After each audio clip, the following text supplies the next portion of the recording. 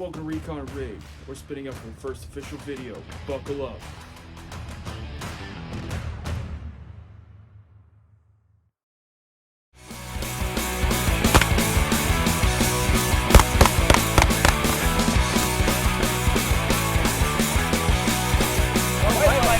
Run hard, Tommy! Run! Break through! Buddy, break through!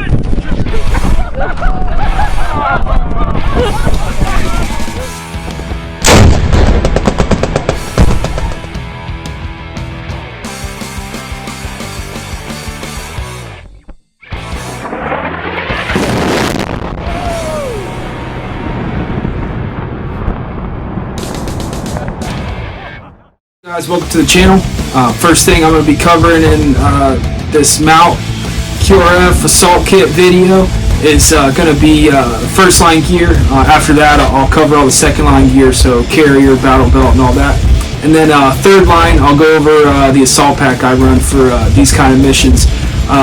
So go ahead and kick it off with the top. So for this video and for some general mission sets where I kind of want my identity to be concealed, you know, maybe there's reporters working the area or whatever, I go with this gunner's hood I was issued back in 2010 for my first deployment, and this thing has been a great piece of kit over the years. Brought all my tours with me. It's really a good luck memento. Yeah, there's nicer, you know, Arc'teryx ones and stuff out, but this one is a keepsake and a good luck piece. You know, as they say, soldiers are very superstitious. So moving right along, this is a Vertx combat shirt. Love it for urban work. Love the color. Very comfortable. I'll go through what I keep on the pockets. So in this left side pocket is a you know, just some signaling stuff. So I've got this little LED light. Got this, you know, again in 2010 for my first deployment, and like me, it hasn't died yet. So I consider that to be, it's probably good luck. And then also on this lanyard, you know, I keep a LED strobe, and I got really sick of I got really sick of tying up chem lights every time I want to use a buzzsaw, and I use a lot of buzzsaws to signal other units or aircraft or you know, other people work in the area and stuff. And so these LED lights work great for buzzsaws, and you know, you don't have to tie up chem lights, you know, all the time and burn through chem lights all the time. So, and they do, you know, the exact same thing. So cool to have green and IR models to facilitate that. And having it on a lanyard like this keeps it all together. So if I need, you know, the map light, or if I need the buzz saw, it's right there. Also good to mark equipment because it's got that loop on the back of that tack light. Other pocket, keep SEER items. So this is a lanyard I've got tied up. This is just SEER stuff and signaling. So on the end, got a whistle. I'm pretty sure I accidentally stole this from my drill sergeant in basic training. So Drill Sergeant Russell, if you're watching, sorry about that. Shoot me an email and I'll mail it back to you. Move along here. Small signal mirror. Redundancy. Carry a bunch of these, but this is a small one for the pocket. Then also tied on there is a pink lighter. Pink is good for signaling, so if I need to do a viz, you know, daytime buzzsaw, you know, this could facilitate that. Maybe if it was a, you know, tough situation, but you know, pink, good not to lose it as well.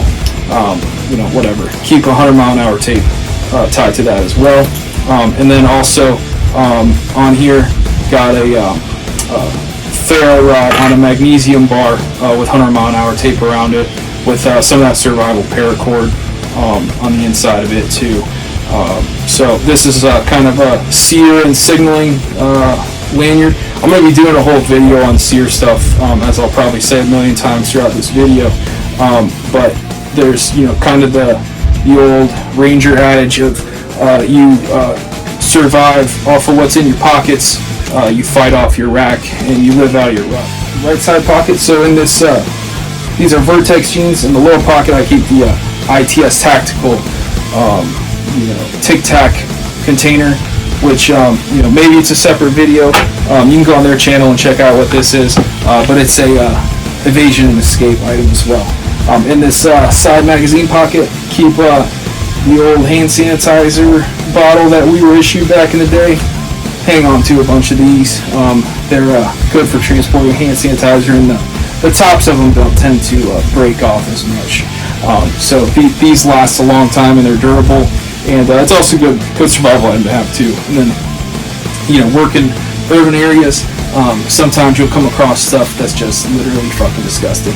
So it's good to have hand sanitizer on your person at all times. The watch I run, on all my watches I put a wrist compass. I had the wrist compass from Suunto, the one that clips on, but I went through probably 2 or 3 of them, kept breaking them, kept losing them. They just always come off. But I found this other one on Amazon that has the clip that goes all the way around to the inside, and this one has done me much better because the clip goes all the way around so it doesn't get knocked off. Also, this kind of weird bracelet I'm wearing, these are Ranger beads. If you don't know what Ranger beads are, they're used for counting distance as you're walking. So I like the wristband version. Number of reasons. One, it just looks like some sort of weird hippie wristband. And then number 2, it's always on my wrist. So if I do find myself in a situation that I need to count my steps, I can easily measure distance without having to worry about having one on my plate carrier or losing it or whatever. So even in some sort of sear, evasion situation, I can always be able to count pace on my wrist and not have to worry about the gear I ditched having my pace speeds there. So cool feature there. Other wrists, got this other cool bracelet that looks like some hippie bullshit, but is actually, again, another tool. This could be used as wrist restraints, and then there's also a number of survival uses for these too. I forgot which company makes these. I guess I can post it in the description as well. But this is a great piece of kit as well. So cool piece of cool piece of kit to always have some wrist restraints on you. This also falls into my EDC stuff, which will be another video. But it does fall into this because it definitely fits into this kit. So that's that. And then other wrist KIA bracelet. Don't need to go into that. Along, got the CRKT. I think this is the M16. So great pocket knife for opening stuff. Hopefully not opening people, but great for opening packages and general maintenance. But if you do have to use it as a cutting tool, on a bad day, appears as though that it would do the trick. So good piece of kit. Love CRKT. Have a bunch of their products. Moving right along, carry this Live the Creed pocket IFAC. Like I was saying before, live off your pockets. Well, this is a pocket trauma kit about the size of a wallet. Inside of it, you've got comes with a SWAT tee, and I'm sure you guys are going to jump down in the comments and say, SWAT tee is not approved by the COS committee, yada yada. Yeah, I got it, dude. But this can be used as a pressure dressing too. And then worst case, if you burn down all your other tourniquets and this is all you have, well, then it's better than nothing. Granted, it's not going to replace a soft tee, and I would never want it to, but it's there, just in case. Also, again, got those thick surgical gloves. I'll cover this later in the video, but I prefer these thick surgical gloves. They don't break very easily, very durable, great piece of kit. And then also I keep combat gauze folded up in here too. So great piece of kit. This little Live the Creed pocket trauma kit. If you need the link to that, hit me up in the comments and I'll send that to you. So moving right along here. On the other side, that stash away pocket, I keep a soft T tourniquet. And this is also All of these also are everyday carry items, so that'll probably be a separate video that I'll deep dive on my EDC stuff. But when it comes to missions, there is some overlap with my EDC and what I spin up with as well. That covers everything that's in my pockets. Next, I'm going to cover the shoes. I rock a series of different shoes. Rainy days, I rock the Merrell Chameleons, the Gore-Tex ones. But if it's a hot summer day, or if it's a high or whatever, I'm rocking the Salmon Speed Assaults. And I can make I'll tack those into this video too, why not? But I'll cover those as well. And then these jeans obviously are the Vertx jeans. And then one last piece of kit. Love these Bianchi B9 gunfighter belts. Been rocking this one for 5-6 years now, and it's done me fantastically. Absolutely love the belt, and I know Garanthem and Risky Krisky and all those guys, they run them too. So great piece of kit. If you don't own one of these Bianchi gunfighter belts, I suggest you get one. The B9, I believe, is the good one. I'll double check on that, but write me in the comments if you're looking for one of these, and I'll help shoot you straight. But definitely a necessary piece of kit for all gunslingers out there. I find that for QRF, fast spin-ups, or just sitting in the truck for a long period of time, it's much more comfortable to run a hand mic than it would be to keep pelters on your ears for a long stint of time. Beneath that, testing out currently the S&S Precision mount. Generally speaking, I use the Juggernaut mount, but just running this one for a little bit for testing in comparison. So far, the Juggernaut mount is way better. Large jumbo flag for friendly ID purposes. Don't want to get shot by your own guys or other friendly units or organizations working the area. Down here, this is a pocket pry bar from Vertx. Across the front, 3 magazines. I've got Lancer mags in them with the extended base pads. In the middle is a bag with just tracers in it. Don't know if I should talk about an open source what those tracers are for. Beneath that, chem lights. I'm not going to talk about what the red chem light is for. The other chem light, this is an IR chem light. So we'll go to the left side here. In this left side pouch, I've got less lethal, CS gas, and OC spray. Work in urban environments. Not everybody needs love. Some people just need a little taste. So always good for any sort of urban or mount kit to have some less lethal. So we'll go around to the other side, the right side now. So got a SOG seal pup in here. I always keep a fighting knife on all my plate carriers and chest rigs. It doesn't weigh very much, and history has shown that sometimes you need to be able to poke people. So always have a fighting knife, usually on the non-dominant side in case you get locked up in a CQB situation, need to create some space, or if you just need to tear into an MRE. Next to that, Prick 152. Love it, hate it, heavy, whatever. Soft T tourniquet. Most of what I run is soft T's. Next to that, got a Gerber multi-tool. I've issued tons of these over the years, and they're great. Next to that, got my Nods pouch here. Almost all the pouches on this rig are all from LBT. I don't think I have it. There might be one or two that's not, but for the most part they are. But this is LBT. All this stuff is in MAS gray, as we've said before. Moving back to the front here, this is my dangler pouch, and it keeps some essentials. So always best to have a lens cleaning kit. Oakley sells these. They're $5-10. Very awesome piece of kit. They come with lens cloth and a tube of solution. Always got to have those in all your kits. And the reason being, a lot of guys will just wipe off lenses, and when you wipe off lenses just with a dry rag or something, what you're actually doing is scratch the shell of lenses. I can't tell you how many pairs of Oakleys I've burned down over the years just wiping them off with just a normal cloth. So, you know, always have lenses wet when you're going to wipe them down, and this is a good solution for that. It comes in a little pouch, you know, so you don't got grandma's junk drawer going on. Next, in this little front pouch here inside of the dangler, keep a set of shears. Keep those loose. A lot of uses for these outside of medically. You know, if you detain somebody, it's good to have trauma shears, so that way you're not using a fighting knife to cut, you know, that detainee open.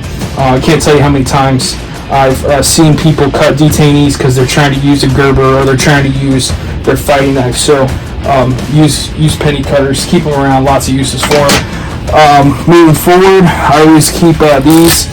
These are just some really cheap small binos I picked up years ago, and they're 8 power, and they are really small and really light. You know, don't weigh very much, and they come in handy a ton. So always have some good magnification on you, especially in mount settings. You know, because if you're reliant on that LVPO or, you know, a sniper weapon system scope, you don't always want to point a weapon, you know, in the direction of somebody just because you're trying to look at them. So best to always carry binos on you, and a good solution for that is just a small compact set. Moving along, I always keep batteries on me, you know, 123s and AAAs. Always keep them in a waterproof case. Moving along, latex gloves, very important. If you can, get your hands on the surgical ones that are super thick. I found those to be most useful because they don't break. Also, I like to keep these quick wipes on me. You know, this has weapons cleaning wipe on it, so, you know, a lot easier than carrying a full weapons cleaning kit. And then also always carry a tube of CLP. You know, these are very important. You know, as we learned in the wars, the Middle East, you know, in between gunfights, it's best to go ahead and squirt some CLP in that weapon whenever you get a break. Keeps it lubricated, keeps it from malfunctioning. Always keep CLP on your person. Moving to the front here, got one of these multi-faceted water openers. You know, you can get water in all sorts of urban settings with this tool. It's got adapters on it, so you could, you know, tap into any local water source that you might come across that requires a tool opening. The pouch I'm using for my sear items, it's the clamshell pouch from London Bridge, and what's awesome about this pouch is you got a strip of moly that's on the outside, and it really does open up like a clamshell, so it'll open up to right here in the back, and then it's got a sewn seam along the side or along the spine, and then it can actually twist all the way around and open up, you know, into a clamshell. And in here I've got lighter, micro whistle, lighters covered in 100-mile-an-hour tape, and a bunch of zip ties. Great for survival. I'm actually going to be doing a separate video on my sear kit. It's pretty elaborate, not just this one. I've got a whole fanny pack full of sear items that comes on most missions with me. Also in that pouch, I've got a military survival tin as well, packed full of goodies. Again, separate video.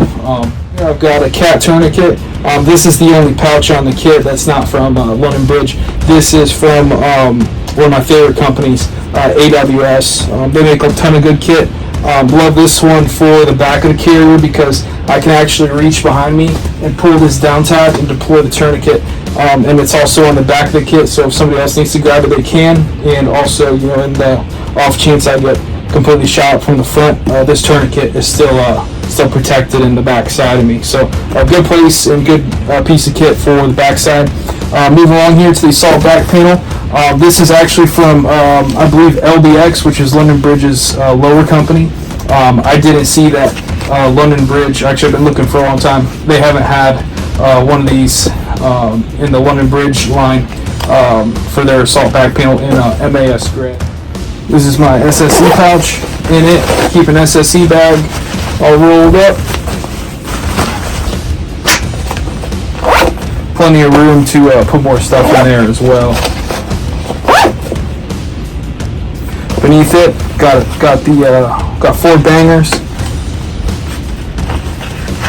Super awesome that you can not have to rip a bunch of Velcro to deploy these. So love that feature.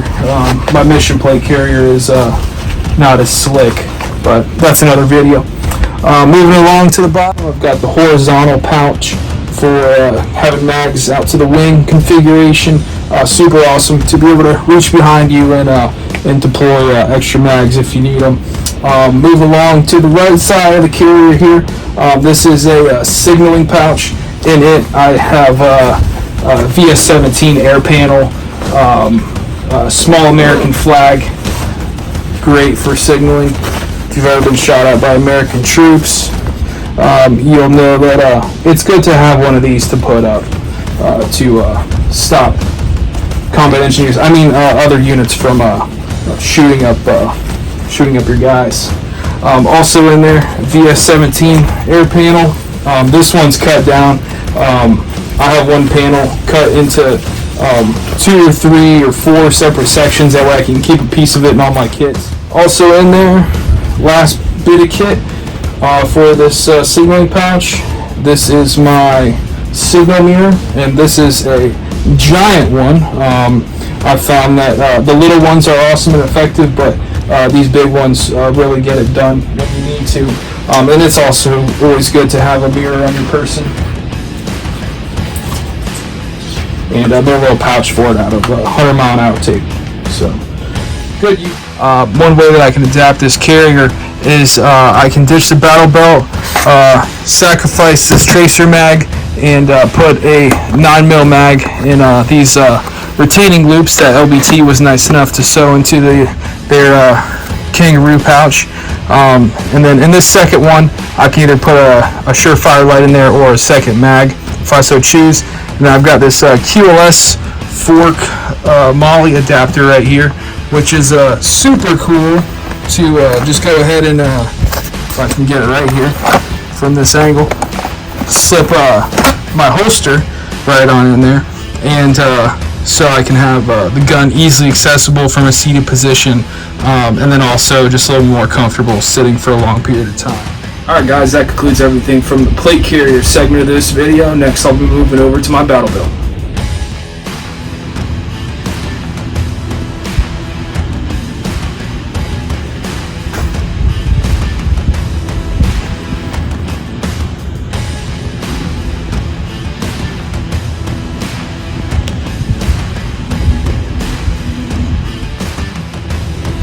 So I'll move along from right to left here.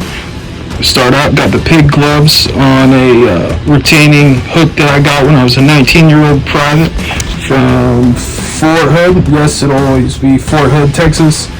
Also on there, got a strip of black Gorilla Tape. A lot of uses for that in the field on missions and otherwise. I always keep a compressed roll of Gorilla Tape on my lanyard.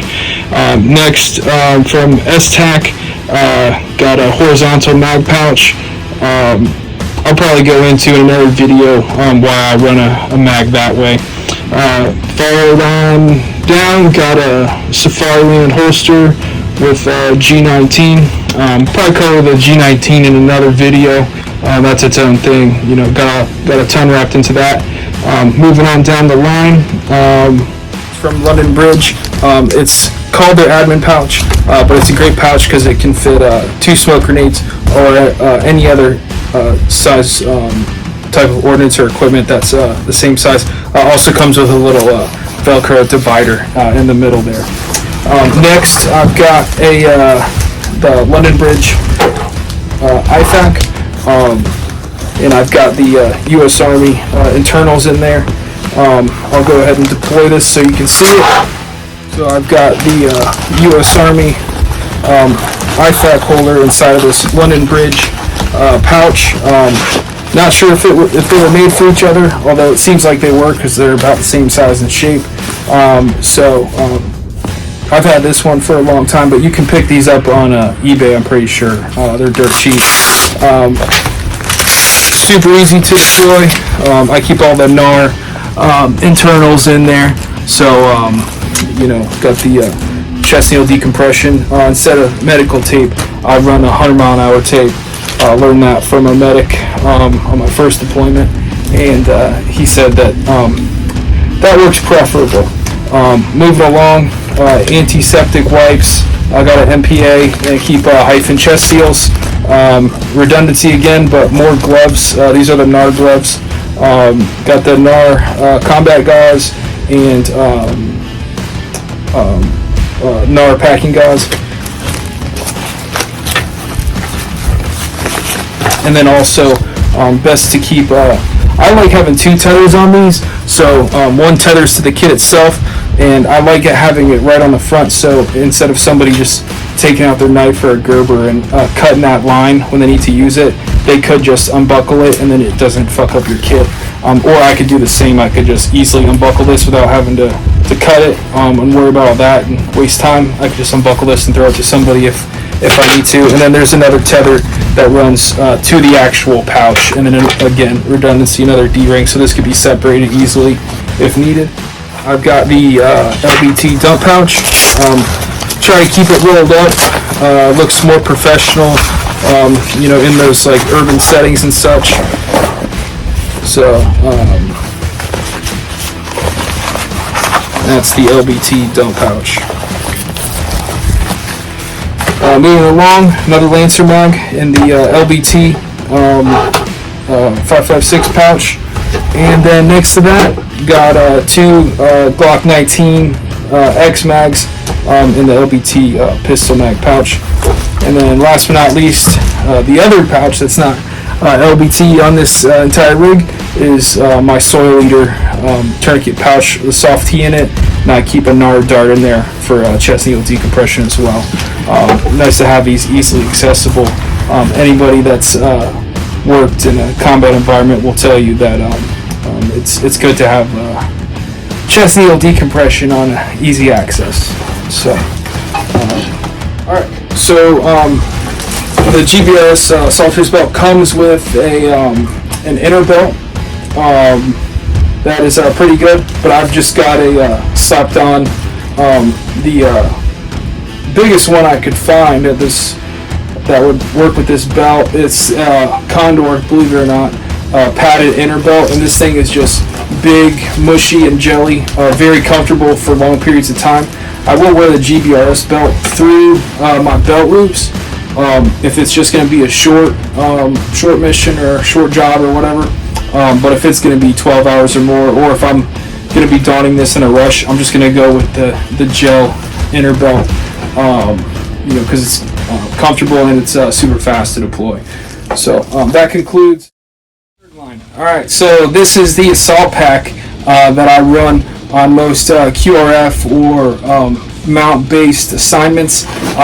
This is day pack from, you can guess it, London Bridge Trading. All my stuff is LBT. All of this stuff I've ran for a year or more. This bag I've ran since 2019, and it has served me great. Been all over the place. I love this color, especially for any sort of operations that involve an assault pack, for a number of reasons. Wolf gray blends in the urban setting very well, and also if you're in some sort of escape and evasion situation, this hook loop patch in the back could easily be cut off, transforming this into just a normal backpack. So I'll kind of go through some of the stuff that I carry in this day pack, and if you guys have anything different that you guys run, go ahead and drop it in the comments. But for the most part, this is what I like to have on the average mission. Obviously, METTC dictates everything that I carry, but this one here is set up for just an across the board average kind of deal. Very first thing that I keep right on top is a PMAG D60. These are another fantastic piece of kit. If you don't own one of these, I suggest that you go out and pick one up. This is a great piece of kit to keep in any sort of mission kit, assault kit, urban survival kit, or whatever have you. These things are tested out very well. These things are ran by all sorts of units all around the world and are very combat tested, and are probably the best drums that you can get for any sort of M4 or AR-15 style platform. So great piece of kit, highly recommend it, well worth the money. Moving right along, in every kit you should always have poncho with you. A lot of uses for these. If I was to be working in a cold environment, I'd also have a whoopee in my assault pack, but because of where I'm working right now is hot, I mainly run just a normal poncho, because if I was in some sort of survival situation, or if I got hung out to dry somewhere with my unit and we had to hold a post, for a few days, which has happened, you want to have something to sleep in or sleep under and stay dry and stay warm. I've had one mission on my second deployment that we were only supposed to be going out for 3-minute QRF response to back up some A&A dudes at an OP that were in over their heads, and Hire ended up leaving us, on that position for 3-4 days, and we rolled out the wire with, just our basic kits and assault packs, and we were screwed. So, most of us didn't bring woobies and ponchos and stuff. And if any of you have been to Afghanistan in the summertime, it's hot during the day, but it gets cold as shit at night. So we were cold, we were sucking, and luckily I think I had some snivel gear, jammed into one of the lockers in my truck, and was able to use that for a blanket. Some guys weren't so fortunate, but we were sucking out there. So always, moral of the story, always carry a poncho in your kit, and if you're in a cold AO, always carry a whoopee in your kit too, or you could combine them, keep a Ranger roll in your kit, but always have at least that, in my experience. So moving along here, and dry bag, fresh socks. Always have changes of socks. All grunts know to always have socks. So always have a change of socks. Even if you think you're only going out for 30 minutes, best to have a change of socks. Never know if your feet are going to get wet and you need to change your socks. Moving along to the what I keep in the radio pouch of this compartment, I've got a water kit, so water purification tablets, water bladder, and survivor filter.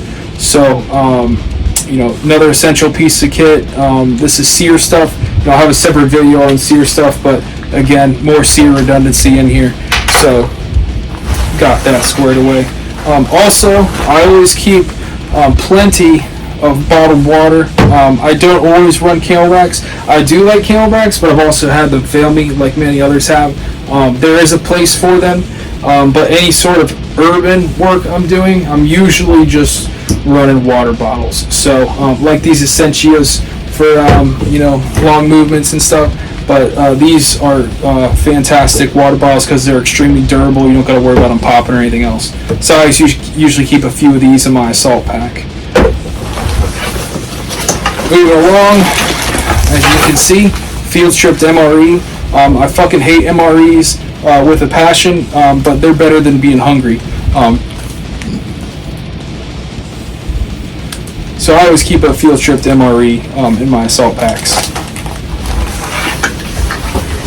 even if I think I'm only going out for 30 minutes.